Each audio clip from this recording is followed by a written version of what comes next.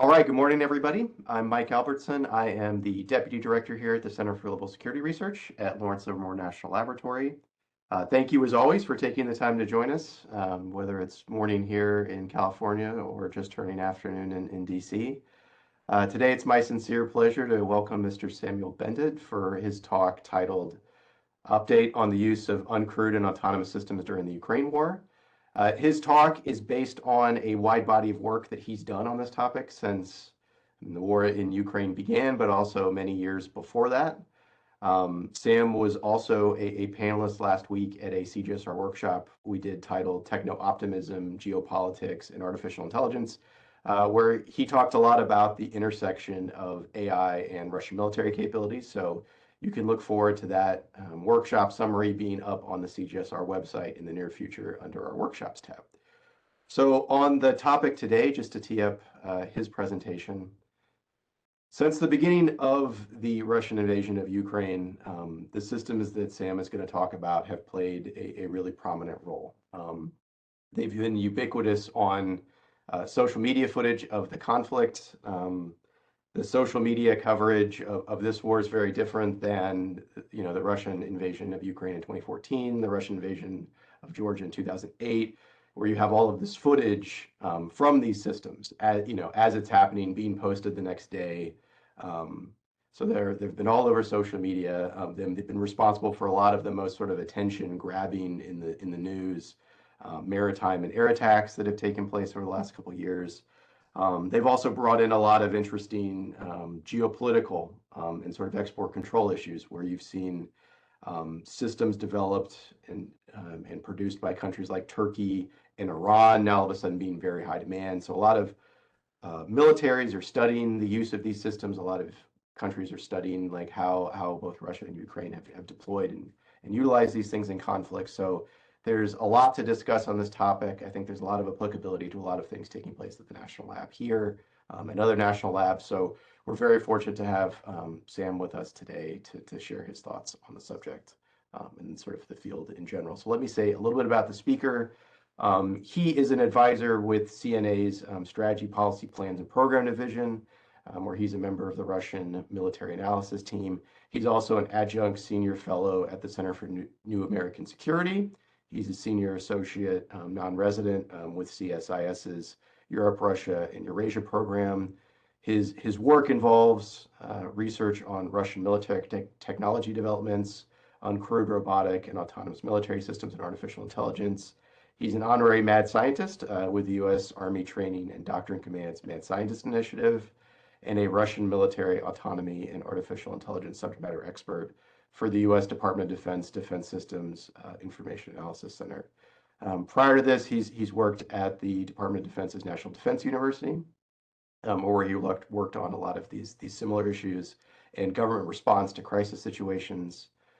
He's also worked for the United States Congress, the private sector, and nonprofit organizations on foreign policy, international conflict resolution, and defense and security issues. The ground rules for this particular talk. The speaker is going to deliver his remarks for about 30 to 45 minutes, at which point we'll open the floor up for discussion and questions and answers. Please raise your hand electronically at any point while Sam is talking. Please submit your questions to me in the chat, again, whenever you have a question. And that way I can get the discussion rolling as soon as he concludes his remarks. We can get to as many questions as possible during the discussion because that's the fun part, is the interactive section. So Sam, thank you so much for being with us today. I'm going to post a link to one of your more recent reports in the chat function so people have it, so people can take a look at that while you're talking. But thanks so much for being with us, and over to you. Thanks so much, Michael. Thank you for CGSR for hosting me. This is an important topic. It is an important topic because it is basically mainstream. It is on the front pages of all of the major publications. Anybody who's interested in the war in Ukraine is going to come across the topic of robotic, autonomous, uncrewed, and other similar systems in this conflict. I do have a slide deck, so I'd like to share my screen right now and proceed with that. Okay. Thumbs up that you see it, Michael? Yep, we can see it. Excellent. All right. So thank you for the intro. Just a few more words about what I do at CNA. We are an FFRDC, just like CGSR, and at CNA, I am part of a team that analyzes Russian military technology, Russian defense issues, anything related to what the Russian military does in building, fielding weapons, and all of the military, political, economic, and industrial ramifications behind that. I do non-paid adjunct work with CNAS's Technology National Security Program, where I'm involved with research and analysis of Russian capabilities in autonomy and AI. And with CSIS, I'm also involved with the Russian Studies, with their Europe-Eurasia program on analyzing Russian defense and industrial capabilities. So let's get right into it. Obviously, we're nearing the 2-year mark in Russia's invasion of Ukraine. This war has gone on for 2 years, and whether or not you thought it would last long or it wouldn't last long, uncrewed and autonomous systems such as UAVs were always going to be a very important part of that, because both sides, Russia and Ukraine, were building up their arsenals. They were testing different types of technologies, and they were fielding them in different types of conflicts and crises. So what can we say about the use of uncrewed systems by the Russian military at this point? Several items bear specific concentration. So first of all, Russia has a robust and fairly well-developed drone industry. This drone industry was born in the Cold War. It has gone through ups and downs in the 90s and early 2000s. It started to mature approximately 15 years ago with a renewed government concentration. And a lot of resources basically went into the development of different types of UAVs, but also very specific types of UAVs. So what the Russian military today has are several UAV industry champions, such as Orlan 10 UAV, Orlan 30, Zala series, Supercam, and a couple of others. These are the UAVs that are manufactured at a mass scale, at an industrial scale.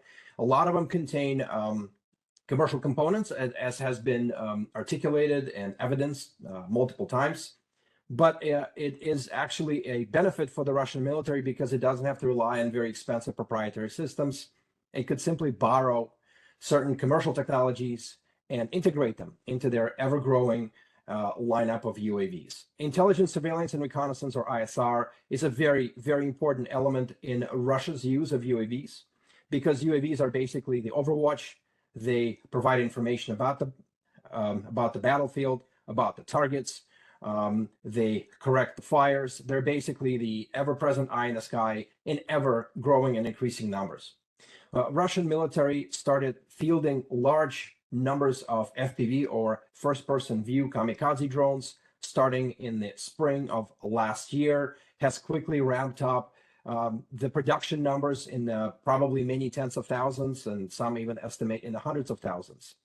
Other small UAS technologies are used rather extensively. In fact, from approximately 7 to 10 kilometers from the line of contact and about 1 kilometer in the air is an ever-present kill zone with FPV drones, with small UAS systems, with ISR drones, basically patrolling the skies. And now Russians have drones in such significant numbers that they can send several of them against any Ukrainian target. But all of this, of course, as I indicated, is made possible with commercial technology. And the biggest UAV champion in Russia in 2022 was the Chinese-made DJI drone. In fact, it was so important for ISR, for target acquisition and other duties, that one of the retired Russian military generals called a Chinese-made DJI drone the new face of warfare, because it enabled artillery to be as precise as a sniper rifle. As the time went on, DJI drone, while it's still very important in battle, gave way to an FPV drone as the new face of warfare, starting in 2023. And who knows what kind of drone technology would be available this year, whether it's something new or something that's very familiar. So these commercial quadcopters, commercial technology in general, is playing an absolutely pivotal role in Russia's conduct of war, especially at the very tactical edge. And obviously, a lot has been said and written about Russia's assistance from Iran with the transfer of technology to assemble and manufacture Shahed-like loitering munitions that fly under the Russian name of Gerain. Russian military has manufactured several types of Gerain drones, which I'll get to in just a few minutes. And this type of Iranian assistance is absolutely essential And it isn't going to stop because Iranian drones are likewise built on a lot of commercial components. Russia today has a massive factory in the Tatarstan region that is going to manufacture thousands of these Geraint type drones. There are also lots of loitering munitions that the Russian military has invested in. The Lancet 3 and the Lancet 1 drones are now emerging as the new face of warfare for the Russians. They're causing great concern for the Ukrainian military. Russians are building on their Lancet lineup. They have promised to field a swarm version. They promise to field a short-range version. But the loitering munitions that fly together in a team with Orlan 10 or Zala drone to provide ISR and overwatch are very dangerous for the Ukrainian military because the Lancets can range up to 70 kilometers, while Orlans and Zalas can range up to 100 kilometers and even more.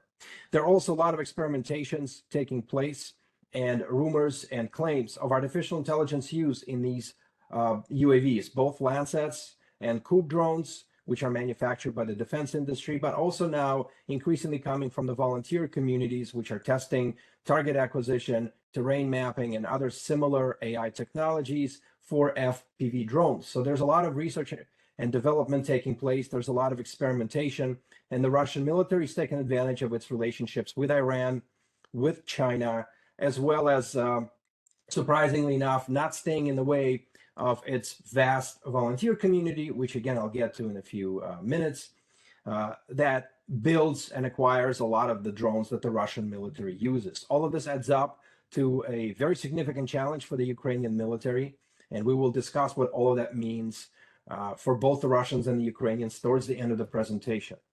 A lot of the developments in this war when it comes to UAVs are mirror imaged. In fact, when one side manufactures something or fields a specific type of UAV, the other side tries to copy the tactic, the technology, tries to counter it, come up with something similar. So a lot of developments on the Ukrainian side, and on the Russian side are fairly similar to each other. And so Ukraine actually has a fairly extensive domestic lineup that features lots of drones, short-range, mid-range, long-range drones. And so Ukraine has a lot of these drones that fly in relatively small numbers. So there's multiple types of models, but unlike Russia, which now manufactures hundreds of Shaheds or manufactures hundreds and perhaps thousands of Orlans or other drones, Ukraine doesn't have these sort of national champions, at least not quite yet. In fact, it has very few, but very successful models, which are flying in relatively small numbers. And so the emphasis right now on the Ukrainian military is how to scale up the production, how to select specific types of drones that can cause Russians the greatest amount of damage. There's a lot of development on the Ukrainian side in group UAV use. So we're not yet talking about swarms, although both sides are experimenting with swarm technologies for UAVs. What the Russians are very concerned about are different types of Ukrainian drones flying in a group. A large quadcopter, which is accompanied by smaller quadcopter, a large quadcopter, which is accompanied by FPV drones, and similar types of groupings, because as soon as the Russians identify one drone in the group and have to shoot it down, they expose themselves, and Ukrainians hit them with the rest of the drones in that group. So in fact, Ukrainians have pioneered these type of tactics and are causing Russians a lot of headaches right now. There's a lot of cooperation in Ukraine between the Ministry of Defense, between the Ministry of Digital Development, and lots of technology developers, volunteers, startups, and Ukraine has made it a point to fast track the developments from the civilian sector, from the volunteer community, to engage with the volunteer community, to come up with the best number and the quickest number of solutions that could be quickly fielded in the field. And so Ukraine is facilitating that relationship, although probably not as fast as some of the Ukrainian volunteers would like, according to public comments. On the Russian side, the military still sort of stands as the main development and acquisition authority, and a lot of Russian volunteers are still complaining that there's not enough relationship between the technology startups and the military, because technology startups are the ones that can iterate and really innovate basically at the tactical edge in a matter of days and even hours. Ukraine in December pledged staggering numbers of UAVs to be manufactured this year. And these staggering numbers point to the importance of UAV technologies, but also to the importance of breaking out of the current impasse that was articulated by General Zaluzhny in the Economist article, and that has basically caused Russian and Ukrainian forces to be more or less stalemated across the large front. And so Ukraine this year is pledging to manufacture 1 million FPV drones, mostly from commercial components, and it is pledging to manufacture 10,000 short-range and mid-range and long-range drones, including those that can strike deep inside Russian territory, probably across the entire European part, where the bulk of the territory and industry are located.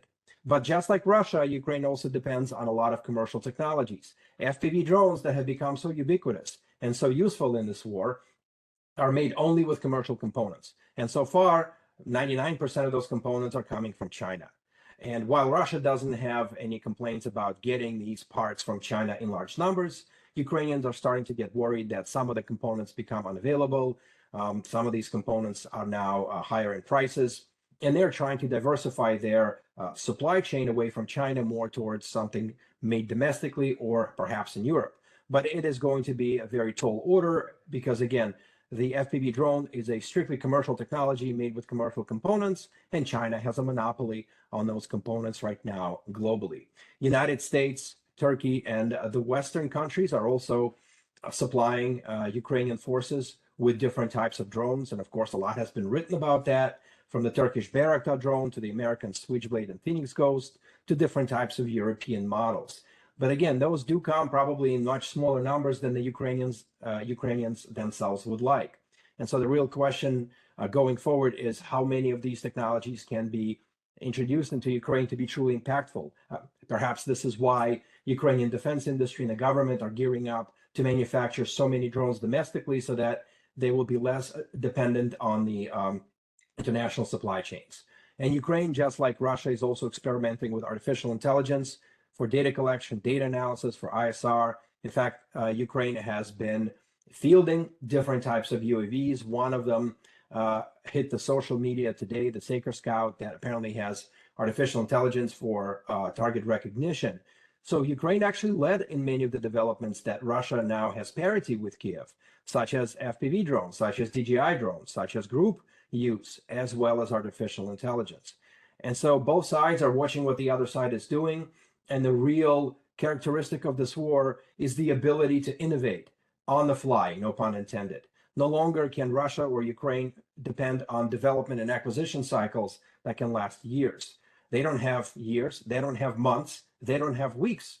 A lot of innovation at the tactical edge when it comes to UAVs is really happening on the daily, sometimes even hourly basis, as makeshift technology centers and makeshift assembly lines are pumping out new products which are based on feedback from soldiers basically on the hour on both sides of this war. So this is probably one of the two major slides that I want you to concentrate on. And this is about both sides establishing highly successful loitering initial kill chains from the types of UAVs which I mentioned. For Russia, the tactical edge, the short-range drones are essentially FPV drones and commercial type DJI drones. The mid-range edge is provided by the likes of Lancet and Cube, as well as Scalpel and Geraint 3, which is a slightly smaller version of the Shahed 136 or Geraint 2 drone, which is the long-range drone that can basically cover the entirety of Ukraine. And so we're seeing massive numbers of FPV drones used on a daily basis. We're seeing dozens of strikes by Lancets and Cubes. Every day we're seeing dozens of Geraints used in single attacks against Kiev industrial and energy infrastructure when Russia launches those attacks together with missiles. Ukraine has established a very similar kill chain, also made up of FPV drones and commercial type DJI UAVs at the very tactical edge. It is using the drones like Warmate or Switchblade or Phoenix Ghost that can range up to 40 to 50 kilometers, sometimes even more. And Ukraine has fielded an actual lineup of different types of kamikaze UAVs. Again, the question is how many are available, because most of the strikes recorded against Russia, and that's the big map on the right, were done with relatively small numbers of these long-range drones against some of the civilian targets, which have a limited effect on the Russia's ability to wage war, which is why recently Ukraine is now attacking Russia's energy infrastructure, industrial infrastructure, and military infrastructure like the oil facilities. So both countries are going to build on this loitering munition kill chain. They're going to improve the drone capabilities. They're going to make them more impervious to electronic warfare. Some are saying that this will be done with artificial intelligence. Some are saying this will be done with different components. But this is what this war has now come to. And this is what has resulted in both sides basically achieving more or less of a parity on the battlefield when it comes to tactical as well as operational moves. And we'll get to that in just a few minutes. 1 second. Okay. But of course, this wouldn't be a war in Ukraine if it wasn't up for the total advantage that the Ukrainian military is enjoying with the use and fielding of different types of unmanned surface vessels. And this is a remarkable achievement for a country like Ukraine because it was actually the Russian military that led in the development of unmanned surface vessels as well as unmanned underwater vessels prior to the invasion in February of 2022. But Ukraine was able to very quickly develop different types of USVs, literally on the fly, with commercial technologies enabled by Starlink that have caused the Russian fleet, first of all, to sustain irreplaceable losses, to push Russia and the Russian fleet basically back into ports, attack them in port, and now push some of the Russian military vessels to operate not out of Crimea, but even out of Russian territory near the Sea of Azov. And these are remarkable developments. Again, a lot has been written about that, but it is remarkable that a country without a navy is actually hurting a country with a relatively extensive navy.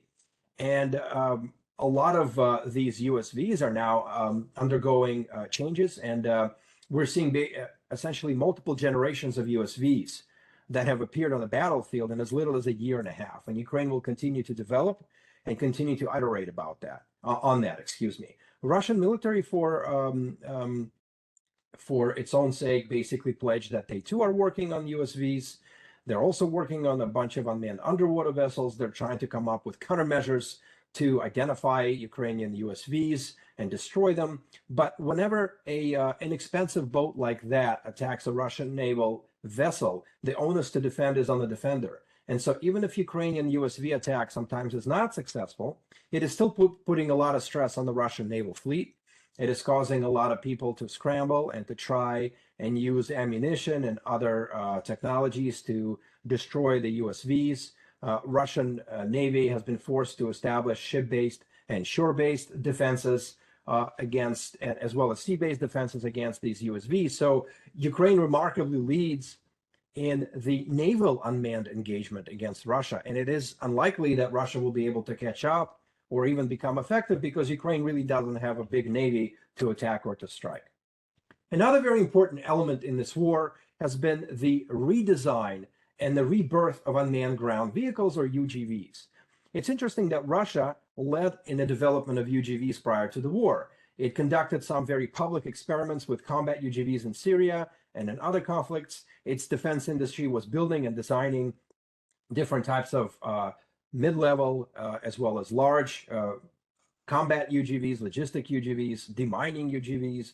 But most of these were remote controlled, and most of these were fairly large platforms. One of the main distinctions about the war in Ukraine right now is that anything on the battlefield that moves, whether it be a soldier, a unit, a vehicle, a tank, anything that's out there, will be identified by a UAV, which is always present, will be tracked by a UAV, and ultimately will be attacked by a UAV like an FPV drone or a commercial DJI quadcopter or a Lancet type loitering munition. And so fielding very large and expensive UGVs with lots of sensors and cameras is essentially cost prohibitive. What's remarkable about this war at this point is that neither military nor the United States or the West or anybody else for that matter could really predict the impact of commercial drones like DJIs and FPVs on the battlefield, where ubiquitous sensors flying in the hundreds and perhaps thousands at any given point across the front are constantly watching the skies and are capable of striking within minutes of identifying targets. So large systems, large vehicles are going to be destroyed very quickly, which is why what we're seeing right now on both the Russian and the Ukrainian sides are kind of these homemade DIY kind of do-it-yourself developments built by the soldiers themselves, built by the volunteers who work with the soldiers, as well as by the military itself. The key distinction in all of the UGVs that you see here, except for one in the top right, is that they're relatively small, relatively cheap to put together, feature commercial components, and feature very simple weapons like maybe a machine gun or a rifle. A lot of these developments are actually built for logistics, because now, as I've indicated, anything that moves on the Ukrainian battlefield could be tracked and destroyed. So using vehicles, regular vehicles, to supply the troops or evacuate the troops is extremely dangerous. And so a lot of these UGVs are designed to step in and replace manned missions for logistics, supplies, and evacuation. And we're getting news right now, and we're getting evidence that Russians are using quadcopters, for example, for resupply. There have been several videos of relatively successful UGV resupply missions, and the Ukrainian FPV tries to hit the UGV. And now these UGVs are coming on with the electronic warfare countermeasures. So now we have this sort of robot on robot action with Ukrainian drones trying to destroy Russian UGVs and vice versa. Of course, the key element here is that they're remotely controlled.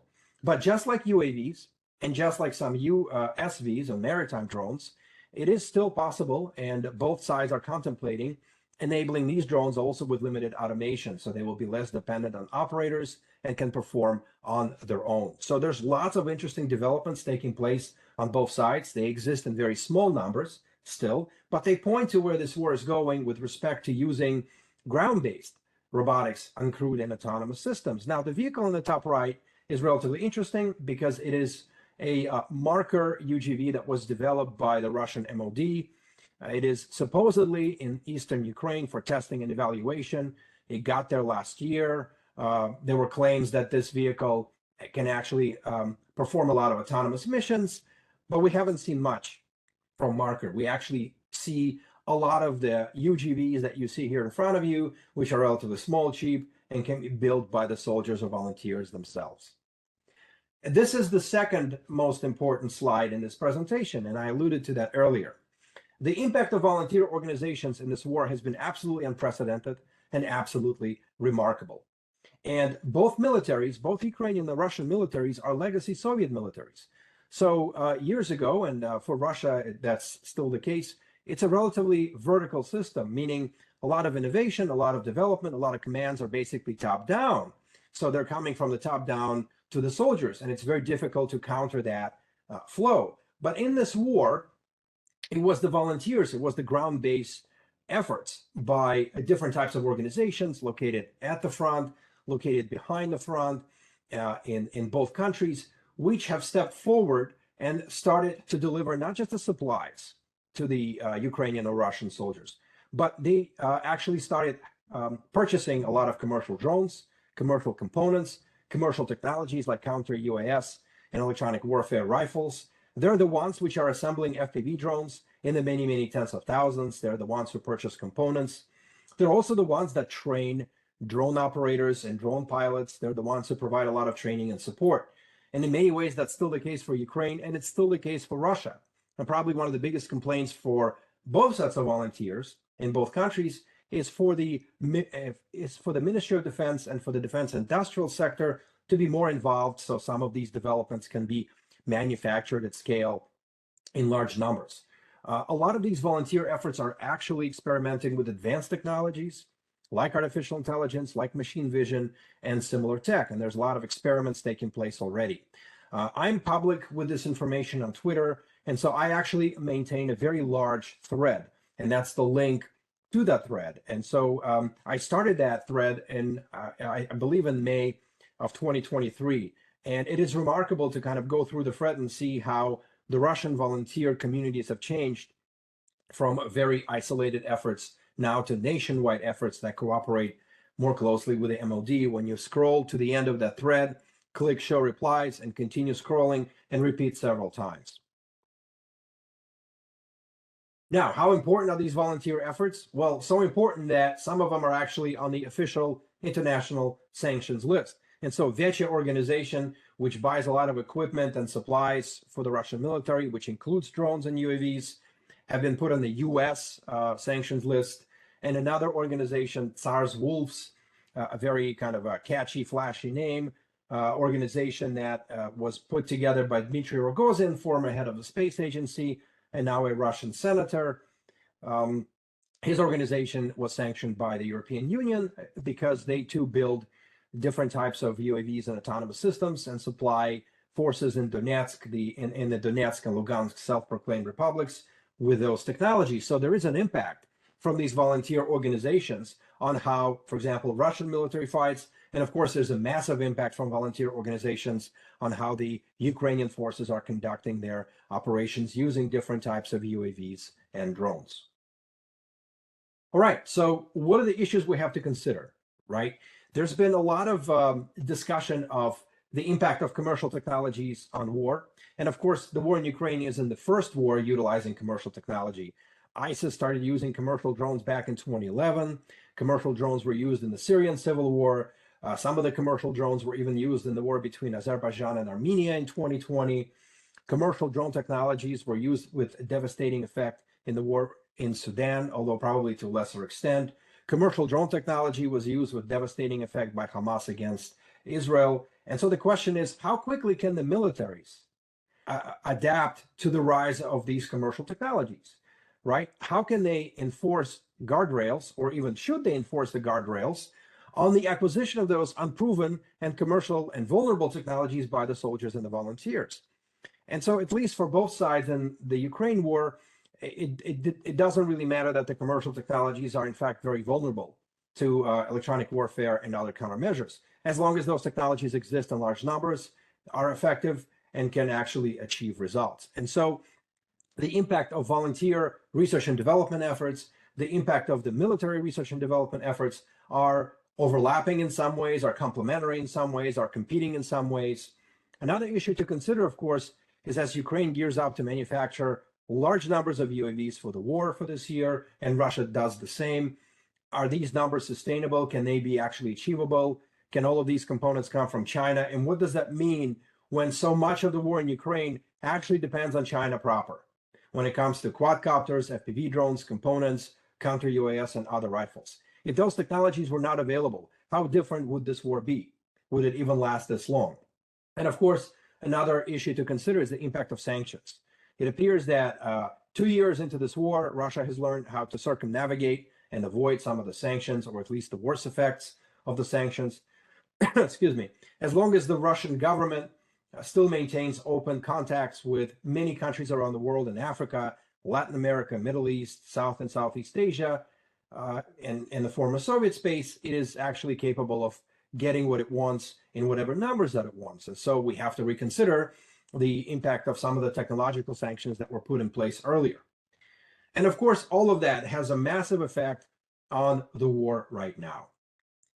As I mentioned earlier, anything that moves on the Ukrainian battlefield is visible, is trackable, and can be attacked. So there's a massive impact on the mobility, on the maneuvering, on logistics, on supplies, on stationary positions and defenses. You have to disperse the forces, you have to change how you move, how you supply your troops, and I've mentioned some of that already. Again, you will be seen no matter what you do, and you have to consider that, and you have to take that into consideration. Some Russians and Ukrainians even expressed fear about going on some types of missions, because ultimately they will run into a adversarial cloud of drones, which will track and attack them no matter what they do. This war is forcing the importance of counter-UAV technologies and electronic warfare technologies like no other conflict before. And so these technologies are absolutely essential at the tactical edge, at the trench level, at the personal level, for soldiers, as well as on a larger scale to cover and protect large parts of the front. A parallel development to that, of course, is air defenses. And as Ukraine has demonstrated time and time again, air defenses are not ubiquitous.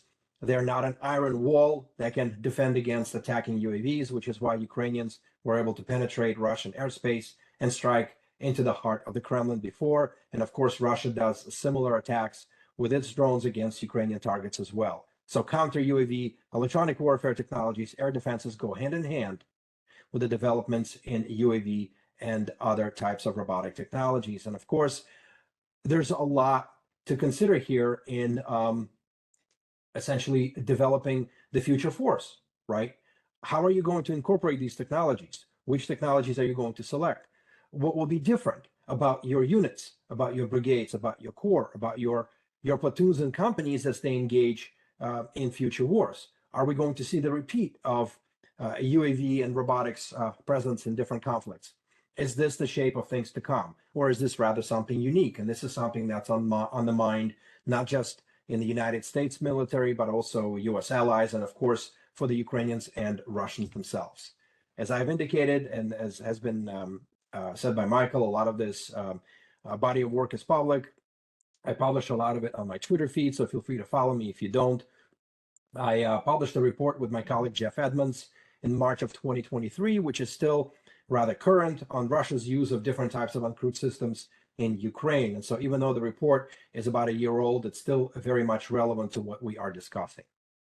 So I'll stop at this point, and I look forward to your questions and comments. Perfect. Thanks, Sam. That was fantastic. And we'll go to a couple questions here in the chat, and then we'll start doing some of the raised hands. So I had a question from Gavin Kirkwood, and he asked about synthetic data. He says, synthetic data is increasingly leveraged for terrain mapping capabilities with a large focus on testing whether boosting photorealism in synthetic data is a key to better UAV navigational capabilities. Do you have any insight in Russian attitudes to synthetic data for these systems, and if they would turn to commercial data solutions, or if they would have a preference for real-time data collection?